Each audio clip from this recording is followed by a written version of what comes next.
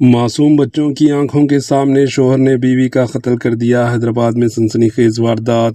شہر کے عطا پور پولیس اسٹیشن کے لیمٹس میں شوہر نے بچوں کی آنکھوں کے سامنے اپنی بیوی کا قتل کر دیا۔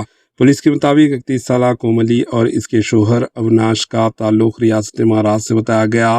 جو اس جوڑے کو 2 بچے ہیں جن کی 8 اور 9 سال ہے۔ یہ خاندان 6 مہینے قبل روزگار کی تلاش میں شہر منتقل ہو گیا اور تیجسونی نگر کے ایک اپارٹمنٹ میں کام کرتے ہوئے وہاں رہا کرتا تھا۔